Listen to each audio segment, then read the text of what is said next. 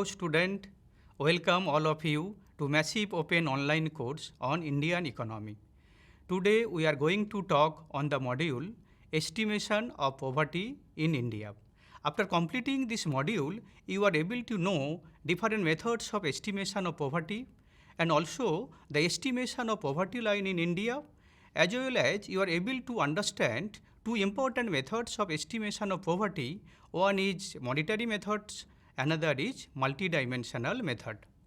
The model consists with 6 sections. Section 1 introduces the evolution of the measurement of poverty in India as well as the difference between monetary poverty and multidimensional poverty. Section 2 gives an outline of the estimation of poverty line in India, whereas Section 3 describes the monetary measurement of poverty.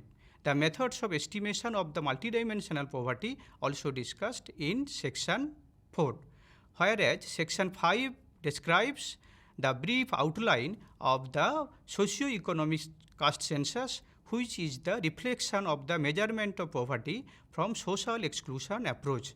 Finally, Section 6 deals with the concluding observation. Evolution of the poverty estimation in India. The first estimation of the poverty in India was made by Dadabhai Naoroji in the year 1901. After that, National Planning Committee in 1938 and Bombay Plan in 1944. After independence, Government of India established different task force, expert group, as well as different researchers. They have also made an attempt to measure the poverty in frequent time interval. During the recent years, that is in 2021, there was a marked change of the estimation of poverty, where India started to estimate its poverty from multidimensional framework. Now we discuss the basic difference between monetary poverty and multidimensional poverty. Actually, monetary poverty based on the threshold value of the measurement of the poverty, and this threshold value is called monthly per capita consumption expenditure. On the basis of the monetary value of the poverty line, this method helps us to identify the poor and non-poor. Therefore, monetary poverty is also treated as the unidimensional measurement of the poverty, whereas the multidimensional poverty is based on the capability approach and able to incorporate deprivation in different dimensions, that is able to incorporate deprivation in specific dimension like health, education and standard of living. That is, the multidimensional approach is multidimensional in nature, whereas monetary approach is unidimensional in nature, and monetary approach not able to incorporate different types of deprivation as it is incorporated in case of multidimensional poverty approach. Therefore, day after day, the importance of the multidimensional poverty approach is gradually increasing. Now we discuss the estimation of the poverty line in India. Actually, the estimation of poverty line in India is very important in case of the measurement of the monetary poverty. This is the first item that is important for the measurement of the monetary poverty. Without estimation of the poverty line, we are not able to estimate poverty on the basis of the monetary measurement. And in the year 1901, Dadabhai Naoroji in his book Poverty and Un-British Rule in India made an attempt to estimate the poverty on the basis of subsistence level of the diet. After that, National Planning Committee in 1938 suggested the poverty line on the basis of minimum requirement of food and non-food item. But the estimation of poverty line by Bombay Plan in 1944 was treated as the modern poverty line in our country. After independence, different working group, task force as well as expert groups were made an attempt to measure the poverty line to estimate the monetary poverty in India.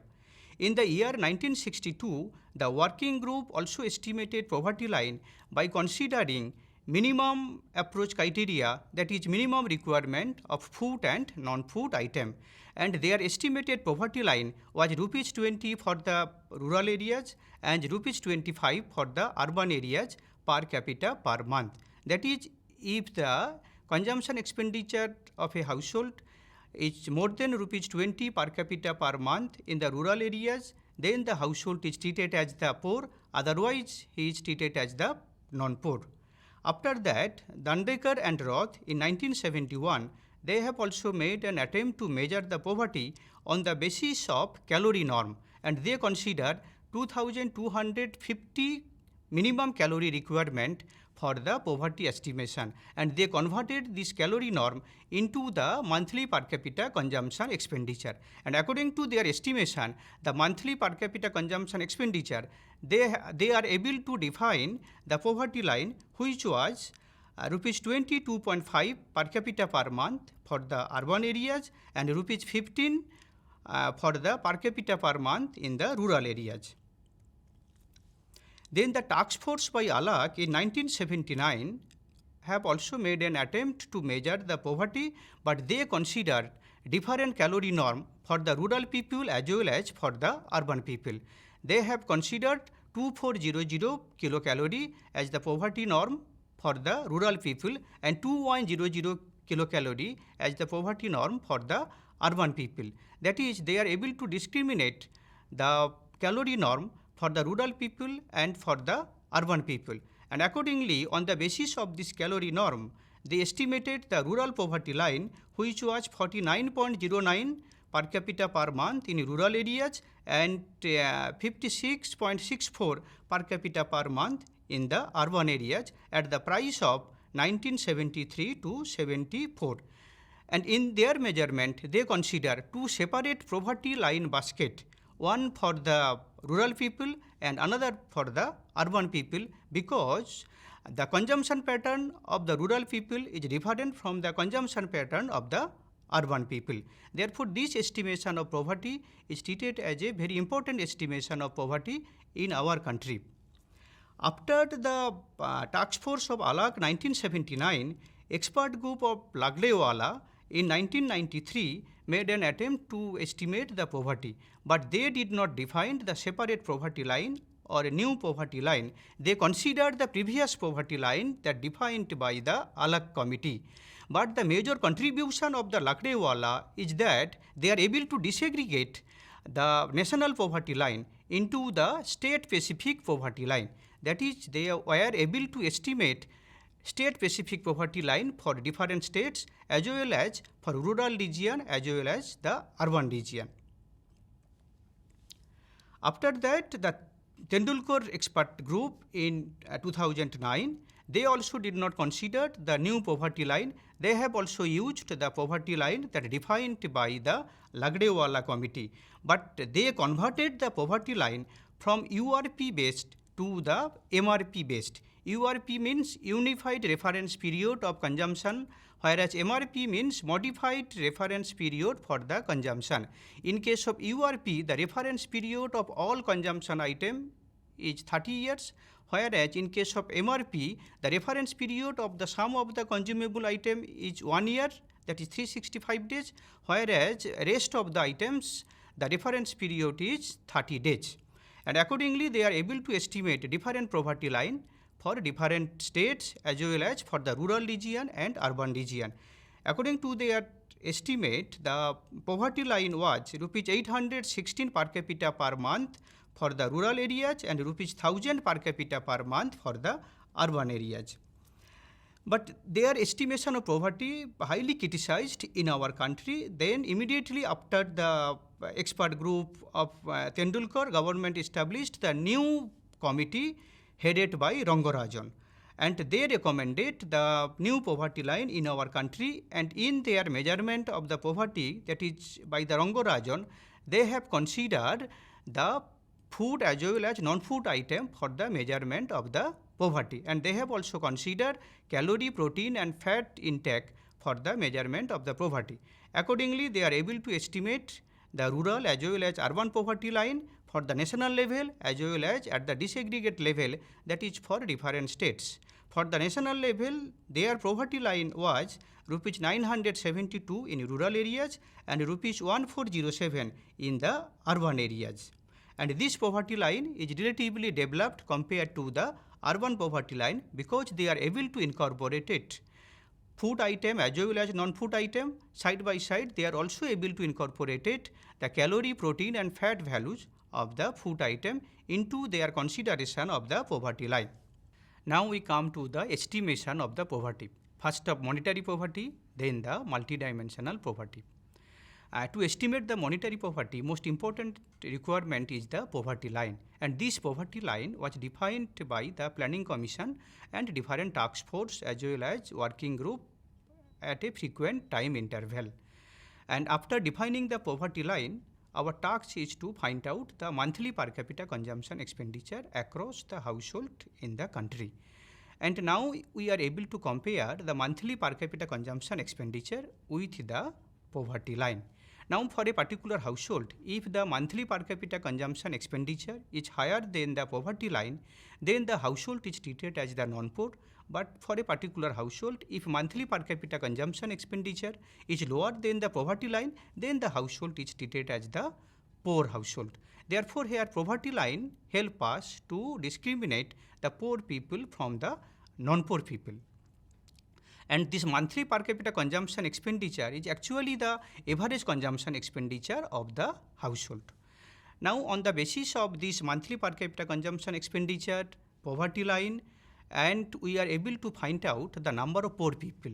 Say Q is the number of poor people out of total population N. Then by using the Foster, Gear and Thurbeck methodology, this methodology is also called the FGT methodology. They established the formula for the measurement of the monetary poverty across different countries. And in this FGT methodology, we are able to measure different aspects of the monetary poverty. The formula of the FGT method can be described as 1 by n summation I equal to 1 to cube z minus ei by z whole to the power alpha. Here alpha is treated as the sensitivity index, and alpha may be 0, maybe 1 or maybe 2. And n is the total number of population, whereas q is the number of the poor people and z is the poverty line, and ei is the monthly per capita consumption expenditure of the ith household. Now for different values of alpha, we are able to estimate different components of the monetary poverty. When alpha equal to 0, it indicates the head count ratio, that means the percentage share of poor people to total people. This head count ratio is very important measurement of the monetary poverty. If alpha equal to 1, it implies the poverty gap, which indicates the depth of the poverty. But if alpha equal to 2, it indicates the square poverty gap, which measures the severity of the poverty. But this monetary measurement of the poverty is mainly criticized due to its unidimensional nature. That is, a specific value of the monetary value is able to measure the poverty. On the basis of a certain value of the money, we are able to discriminate between poor and non-poor. And Sen also criticized this measurement of the poverty. Sen argued that poverty is not just a lack of money, it is not having the capability to realize one's full potential as a human being. That is, to understand of the poverty, a specific minimum value is not sufficient. It is better if we consider the capability of the individual or the capability of the person. And accordingly, the multidimensional measurement of the poverty is based on this capability approach.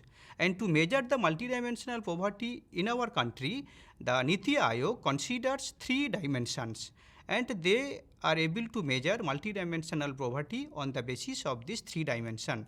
The 3 dimensions are health, education, and standard of living. And each of the dimensions again consists with a number of indicators. Say for health dimension consists with 3 indicators. One is nutrition, then child mortality, then antenatal care of the pregnant mother. In case of education dimension, it has 2 dimensions. It has 2 indicators. One is year of schooling and school attendance. But in case of standard of living, it has as many as 7 indicators: cooking fuel, sanitation, drinking water, electricity, housing, assets, and bank account. That is, there are 12 total indicators to measure the multidimensional poverty in our country.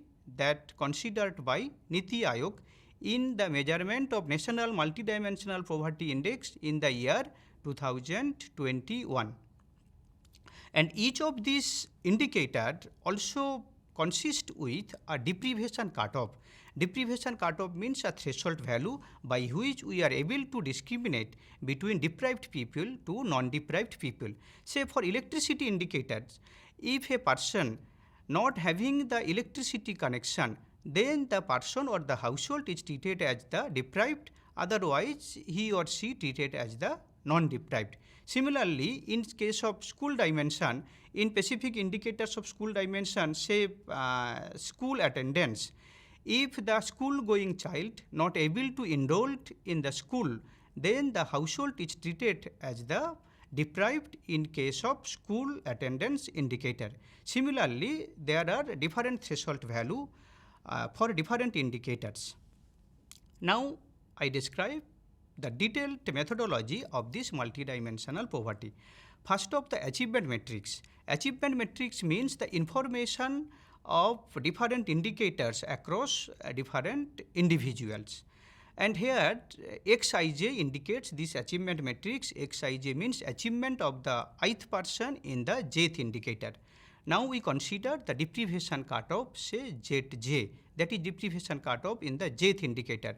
Now for a particular person, if Xij is greater than Zj, that is if the deprivation cutoff is higher than the available value of particular indicator, then the particular person is treated as the deprived.